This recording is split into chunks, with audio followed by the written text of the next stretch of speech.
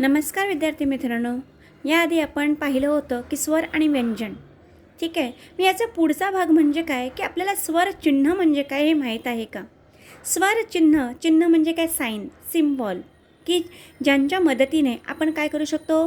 बाराखडी लिहू शकतो आणि बाराखडी लिहून त्याचबरोबर वाचनासाठी सुद्धा आपल्याला स्वरचिन्हांचा उपयोग होतो. जसं अला स्वरचिन्ह नाही, आला एक काना, ई पहिली वेलांटी, मोठी ई दुसरी वेलांटी, उकार, दुसरा उकार, वृ. ह्याचं आहे चिन्ह एक मात्रा. आईचं चिन्ह आहे दोन मात्रे.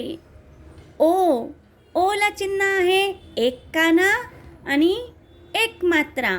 मात्रा हा डोक्यावर असतो, काना हा बाजूला असतो. ठीक आहे. एक काना दोन मात्रे. ह्याला काय म्हणतात? अनुस्वार. काय म्हणतात? अनुस्वार. आहा या दोन जे टिंब दिसतात तुम्हाला, याला म्हणतात विसर्ग. काय म्हणायचं? विसर्ग. आणि दोन जे वर्णमाला आहेत नवीन, ते आहे त्याचं चिन्ह आहे वरती अर्धचंद्र, आणि अ म्हणजे एक काना आणि अर्धचंद्र. तर मग विद्यार्थी मित्रांनो, स्वर चिन्हांची ओळख झालेलीच आहे. मग अला चिन्ह नाही, आला चिन्ह एक काना, ईला चिन्ह पहिली वेलांटी, दुसऱ्या ईला चिन्ह दुसरी वेलांटी, ऊला चिन्ह उकार, दुसऱ्या ऊला दुसरा उकार, रूला रू. एला चिन्ह एक मात्रा, मात्रा डोक्यावर. आईला चिन्ह दोन मात्रे. ओला चिन्ह एक काना एक मात्रा.